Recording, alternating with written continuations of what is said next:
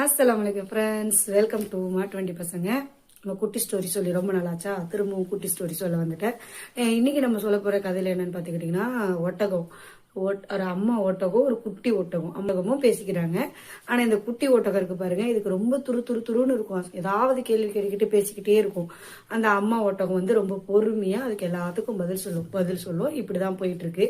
அப்ப வந்து நம்ம குட்டி ஒட்டகம் கேக்குது, அம்மா நம்மளுக்கு வந்து ஏன் முதுகுல இந்த திமில் இருக்கு, எல்லா விலங்குக்கும் அது இல்லைல்ல, நம்மளுக்கு மட்டும் ஏன் அது இருக்கு அப்படின்னு சொல்லி குட்டி ஒட்டகம் கேக்குது.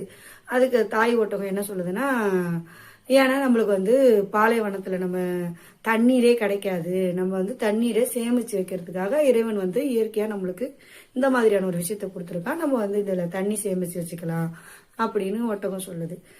அப்ப மறுபடியும் என்ன கேள்வி கேக்குதுன்னா, நம்மளுக்கு ஏன் வந்து மூக்கு மூடி இருக்குது, கண்ணோட அந்த இமை கூட ரொம்ப தடிமனா இருக்கு அப்படி சொல்லிட்டு, நம்ம பாலைவனத்துல வந்து மண்ணெல்லாம் வந்து ரொம்ப வேகமா அடிக்கும். அந்த நேரத்துல நம்ம உள்ள நேரடியா போயிரும் மூக்குலையும் கண்ணுலையும். அதனால இது மறைக்கிறதுக்காக அது நம்மளுக்கு அந்த மூடியோடய நம்மள இறைவன் படைச்சிருக்கான், அதனால இருக்கு அப்படின்னு சொல்றது. அப்புறமா வந்து நம்மளோட பல்லும் நாக்கும் ஏன் இவ்வளோ ஆடா தடிமானா இருக்கு, கடினமா இருக்கு அப்படின்னு சொல்லி கேக்குது.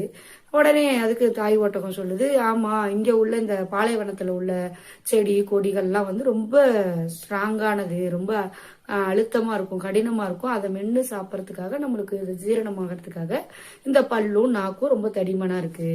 அதோட விட்டுற மாட்டுக்குது. அடுத்த கேள்வி கேக்குது, நமக்கு கால்லயே அந்த கொழும்பு இருக்குது, ஒரு மாதிரி இருக்கும், ஒட்டக காலில் ஒரு மாதிரி இப்படி இருக்கும்.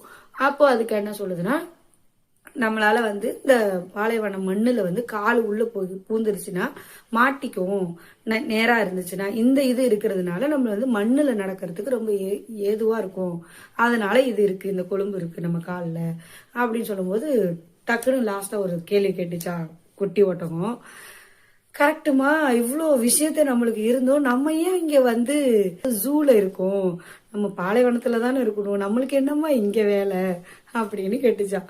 இவ்வளோ விஷயங்களும் இறைவன் படைச்சது, இது பாலைவனத்துல வளரணும், பாலைவனத்துல இதுக்கு உண்டான அந்த சூழ்நிலைக்கு உண்டான அந்த விஷயத்துக்கு தான் இந்த மாதிரியான விஷயங்கள்லாம் இறைவன் படைச்சிருக்கான்.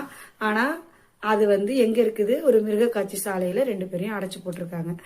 இப்படிதான் நம்மளுமே நம்ம கிட்ட நிறைய விஷயங்கள் எதுக்காகவோ இறைவன் கொடுத்திருக்காங்க. ஆனா அது எல்லாத்தையுமே விட்டுட்டு நம்மளோட அறிவுல இருந்து நம்மளுடைய திறமைகள்ல இருந்து எதுவுமே சம்பந்தமே இல்லாம எதையோ ஒண்ணு நம்ம செஞ்சுக்கிட்டு இருக்கோம். அப்படி இல்லாம நம்மளை எதுக்காக இறைவன் படைச்சிருக்கான் அதை மிக சரியா செய்யணும்னு சொல்லி இந்த கதையோட கருத்தா நான் சொல்றேன். இந்த கதையை பத்தின கருத்துக்களை கமெண்ட் பாக்ஸ்ல எழுதுங்க. அஸ்ஸலாமு அலைக்கும்.